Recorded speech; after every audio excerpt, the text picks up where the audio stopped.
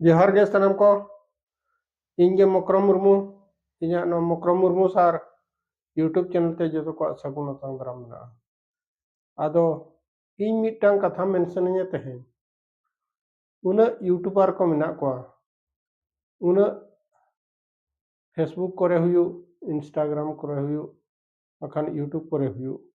उना YouTuber को मेना को अड़ी गे बेस यूट्यूबर को मेना को नोका सेचेत इनफॉर्मेशन को एमेट गया अड़ी गोटांग मेना को एनते रहो आबोरेन हड़ को स्पेशली सांताड़ हड़ को कथाज मेना तीस को चेंगा चेतना कना नासे नासे पतियो गवा हुयु कना येले आको मेते आंजम आको लुतुर ते मिटांग लुतुर ते को आंजम लुतुर ते को मिटांग लुतुर ते को अडक गिडी का कना कार्यकारी क्षेत्र रे दो आको व्यक्तिगत जीवन हुयु पारिवारिक जीवन हुयु सामाजिक जीवन हुयु नोआ को तो कार्य क्षेत्र रे तीसो बाय लगाव कना होला के पारमिना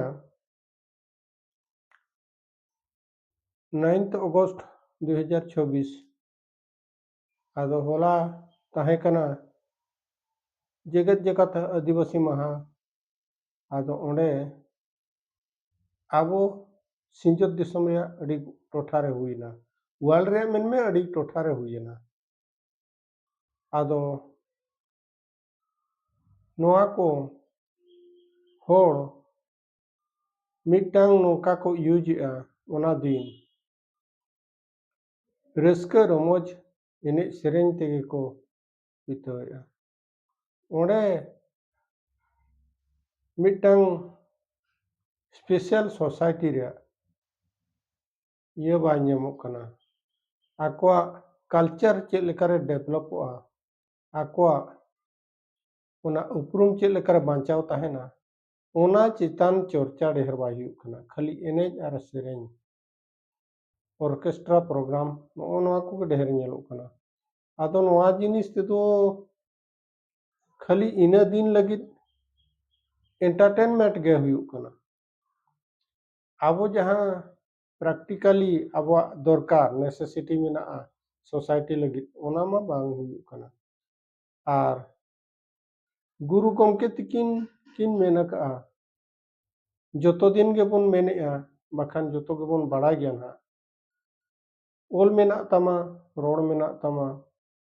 धर्म मेना तमा ओलेम आले रे रोडेम आले रे धर्मेम आले रे आम हम आदो ओल होबो आदेआ रोड होबो आदेआ धर्म होबो आदेआ आबो रोड जानम रोड बगी काते स्पेशली सांताड़ी को कथाñ मेने आदो आबो रोड बगी काते उनको एटा परिस्थिति को रोड कना आबो ओल बगी काते एटा चिकी ओल ते को ओलोग कना सेनाय आको आबो धर्म बगी काते एटा धर्म रेन बोंगा बुरु को सेवा देवा को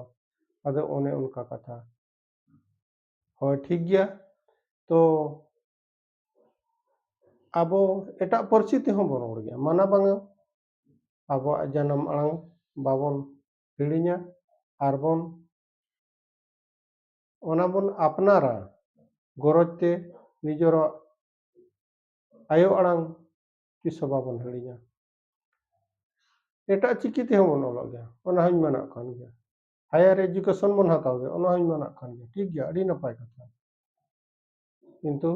आबोते ओल चिकिते जहां सेचेत ᱧᱟᱢᱚᱜ कना ओनाते हो आबो बो हारा मारा धर्म एटा धर्म बोंगा दो बिल्कुल गे बाबन सेवा को ओना तो ना माना उतरे गया जे जहां लेकाñ मेन केआ एटा परिस्थिति हो बन रोड गया एटा चिकिते हो ओलोग बन सेना गया किंतु एटा धर्म ते धर्म सेवा दो ओना दो बिल्कुल बन ग्रहणेआ ओना दो माना जे एटा धर्म बोंगा बाबन सेवा को गुरु गमके तिकिन किन मेनका एटा धर्म बोंगा बाबन सेवा को आबोरेन को बोंगा बुरु रे मन बो लगावा एनखान नोड़े जहाँ तीना एम मेन जहाँ तीना एम रोड यूट्यूब करे आर बाखान नोआ प्रैक्टिकली जहाँ तीना गे अतु अतुम दाड़ाम बाय गानोआ ताबोन बया को जोखोन आबोरेन को आबोआ चिकीते आबोआ ओलो आसड़ा रे ओल चिकी इतुन आसड़ा रे बाको सेचेदोआ आर नोआ भितरी ते आकोआ गहिर कथा बाको बड़ाय जोंगा सावता रे कथा उन भूर दो ना नोआ सावता रेन सान्ताड़ हड़ कोदो चिंघा चेतना आकोआ मन जीवी रे तिसो बाय हिजुआ नोआ दो अड़ी सरी कथा नोआ तेहेन सोशल मीडिया तिन मेने आदो प्रैक्टिकली नेल पे बाजार कुरिन हड़मा नितो को जतो को कन्वर्ट चाबानिया अतु ओड़ा करे आकोआ जनाम अड़ांग ते गिद्रा को बाको रोड़ को साताड़ी को कथाई मेने आकोआ जनाम अड़ांग ते बाको रोड़ चो आकोआ जनाम चिकी ओल चिकी ते ओना बाको रोड़ा बाको ओलो चो आको आर धर्म हो मंदिर रे को बंगाया को आर नितो माना नोय इया तेहेन मा ना सोमवार कना तेहेन दो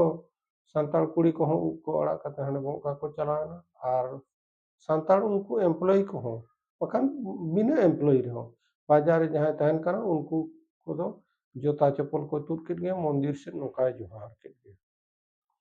उन्हें उनका कथा मैक्सिमम क्षेत्र को नेलोक कान गया अड़ी गान को नेलोक काना बाजार करे ओकोय मनाया ओडे मना मा बाय गानोक काना आदो संविधान रे नोआ मेना का धर्म जहां जहां धर्म में हताव दाड़िया ओने ओना अधिकार को नाम का चे ओने ओना कथा स्वाधीनतार अधिकार ओने ओना कथा एनखान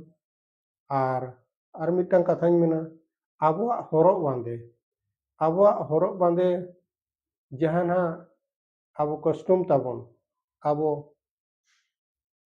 आबो लेकाते संताड़ा हरक बांदे ओना हो नितो लाजा कना को बनु ओना कथा दो बांगा लाजा कना को ओना कच्चा हरक संताड़ हर को लाजा कना आर संताड़ कुड़ी को हो ओना झल सड़ी बांदे ओना हको लाजा कना होलाना जहां नेलेना ओडेना दृश्य इमेज ना संताड़ हर को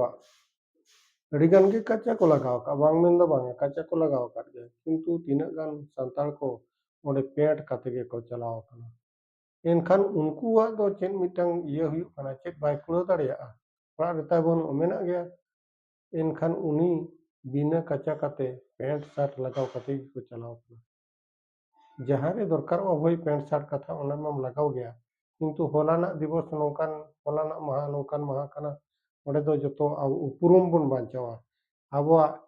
लाय लाक्चर अरिचली सेवा सेवा कथा को चर्चा दरकार कना ओना को बाय नेलेना खाली एनेज आर सेरेñ नो नोआ को कथा नेलोक कना ढेर आर एनखान आबोरेन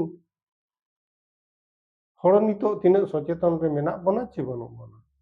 आबोआ जाति धर्म लाय लाक्चर बांचाव लगी तिना आबो आबोआ जीवी मने रागेआ पत्यो मा बाय हिजुग कना अच्छा आर ओंडे बाको नेल लेना उनको कॉलेज कोड़ा कुड़ी को बाको नेल लेना उनको किसे आगाम दिन रिन लाउड़िया कना कोहना उनको उनकुआ योगदान ओंडे निहाती दरकार लेना उनको पाते के हनो नोआ सावता हापेन दिन रे आको को चलुया को उनको जुदी बाको नेल चेदोआ एनखान इदुचो नोआ विश्व आदिवासी दिवस नो मिटांग ओनली एंटरटेनमेंट डे लेका मनावा तायम दो आर नो नोका कथा नो जिनिस को दिनम दिन गे तिना चर्चा कना इना गे प्रहसन ते चला कना लोको साथे हिजुग कना यूट्यूबर को जहां तिना मेन कथा ओना को नितो प्रहसन ते चला कना कमेंट को आजे बाजे कमेंट तो बहा आजे बाजे दोना आलोपे कमेंटा इन बांग रहो जहां यूट्यूबर को तायन कना जहां को रोड़ेआ उनको कमेंट दो बड़ी कमेंट दो आलोपे एमा गुड सजेशन एम पे आम जुदीम बाडाय कना आमाग सोसाइटी कथा बेसेम बाडाया एनखान गुड सजेशन एम काते उनकागे कमेंटाय मे आर कथा ढेर बन जस्तिया मा तबे इना कथाኝ मुचादे मा तबे सानाम को जोहार।